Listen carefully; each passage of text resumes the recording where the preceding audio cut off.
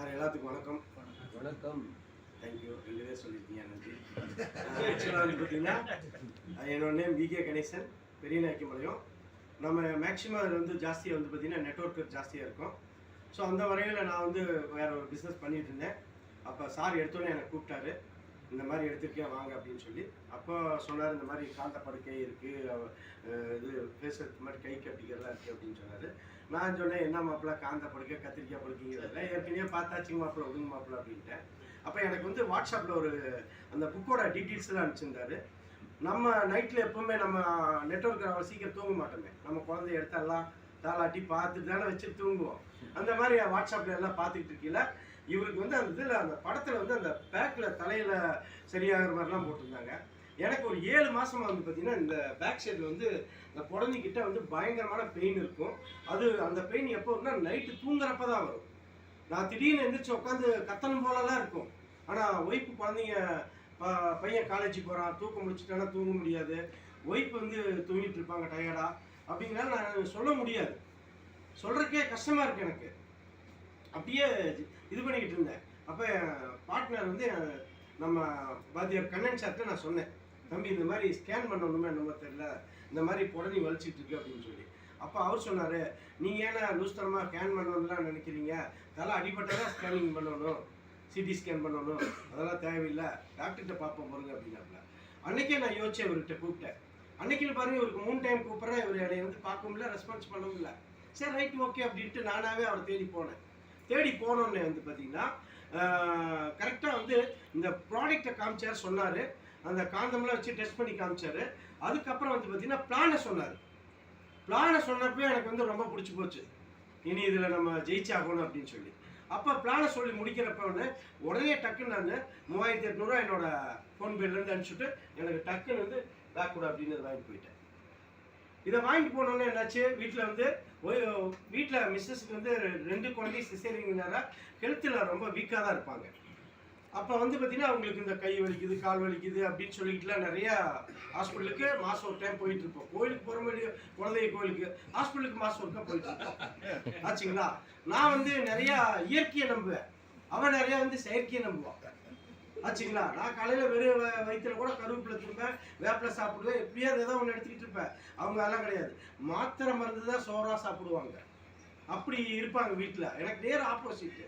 சரி ரைட்டு, கையை நீட்டுமானே நீட்டி விட்டுன்னு இதை கட்டிட்டேன். இதை கட்டிட்டு நான் பாட்டிலில் சுற்றி வச்சுட்டு ஒரு 1 hour கழிச்சுட்டு நான் என்ன பண்ணேன், அந்த தண்ணியை குடிச்சிட்டு வீட்டில் போய் படுத்துட்டாங்க பெட்டில். அப்போ நான் வந்து தூங்குறப்ப என்ன பண்ணேன், இவர்கிட்ட கேட்டேன், இது தலைக்கு வச்சு படுக்கலாமா அப்படின்னு. எதாவது பண்ணிடுச்சுன்னா என்ன பண்ணுறது, தாராளமாக படுக்கலாம் அப்படின்னாரு. டைரெக்டாவா தலைகாணி வச்சா அப்படின்னாரு. நீங்கள் தலைகாணி வச்சே படுத்துங்க அப்படின்னாரு. சத்தியமாக சொல்கிறேங்க, இது மேலே சத்தியம் பண்ணி சொல்கிறேன், அன்னைக்கு வச்சு படுத்த வலி போனது இன்ன வரைக்கும் இல்லை.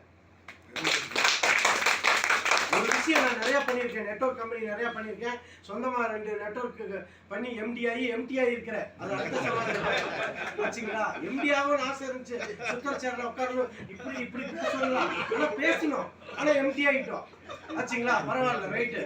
அப்போ என்னன்னா எத்தனையோ நெட்ஒர்க்கில் வந்து இந்த பொருளை எப்படியாவது ஒரு தலையில் கட்டணும், பணத்தை வாங்கணும் அப்படிங்கிற குறிக்கோள்லேயே போவோம். ஆனால் இதை மட்டும்தான் மனசார சொல்ல முடியும், உள்ம அடிமனசுலேருந்து சொல்ல முடியும். சார் ஒரு விஷயம், டாக்டருக்கே நான் ப்ராடக்ட் விற்றுருக்கிறேன், டாக்டருக்கு நம்ம ப்ராடக்ட் விற்க முடியும், சாதாரண மனிதர்களுக்கு இல்லை, ஆடு மாடு மேய்க்கிறவங்களுக்கு வேலைக்கு போகிறவங்களுக்கு இல்லை, டாக்டருக்கே விற்க முடியும்னா இவங்களுக்குலாம் சாதாரண விஷயம். வீடு வீடாக தட்டி இந்த ப்ராடக்ட் கொடுக்கலாம். 1. 2வது இன்கம் பார்த்தீங்கன்னா அள்ளி கொடுக்குறாங்க, கிள்ளி கொடுக்கல, அள்ளி கொடுக்குறாங்க.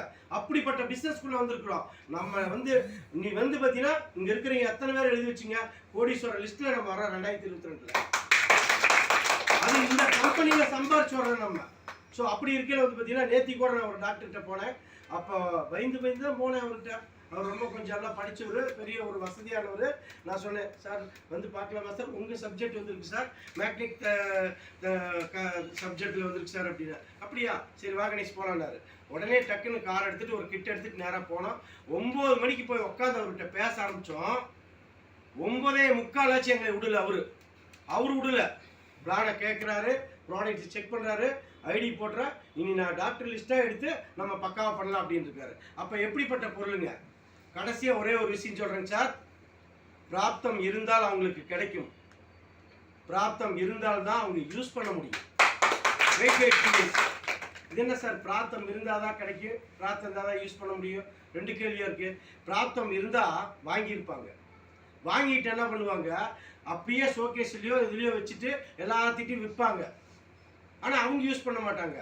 ஆனால் இதை வந்து பிராப்தம் இருந்தால் தான் யூஸ் பண்ண முடியும். இது யூஸ் பண்ணவங்களுக்கு மட்டும்தான் இதோட தெரியும். தயவு செஞ்சு நண்பர்களே, கடைசியாக ஒரு வார்த்தை சொல்கிறேன், யாருக்கிட்டையுமே நீங்கள் இருந்தாங்க யூஸ் பண்ணி பார்த்துட்டு அப்புறம் வாங்குன்னு சொல்லாதீங்க. ஆனால் அவங்க கண்டிப்பாக யூஸ் பண்ணி பார்த்துட்டு மேடம் மாதிரி நல்லவங்களா இருந்தாங்கன்னா கண்டிப்பாக பண்ணிடுவாங்க. இல்லைன்னா அது எங்கேங்க அது பார்க்கலாங்க அப்படிம்பாங்க. அவங்க சொந்தமாக காசு போட்டு வாங்கினாங்கன்னா தயவு செஞ்சு கண்டிப்பாக 100% அவங்களுக்கு ரிசல்ட் கிடச்சிடும். அதனால் வந்து பார்த்தீங்கன்னா இது ஒரு அருமையான ஒரு சப்ஜெக்ட் கிடச்சிருக்குது. அதில் நம்ம மிகப்பெரிய லெவலில் ஜெயிக்கலாம். இந்த கம்பெனிக்கும் எனக்கு வாய்ப்பு கொடுத்துருக்கும். நன்றி கூறி விடைபெறுகிறேன். நன்றி.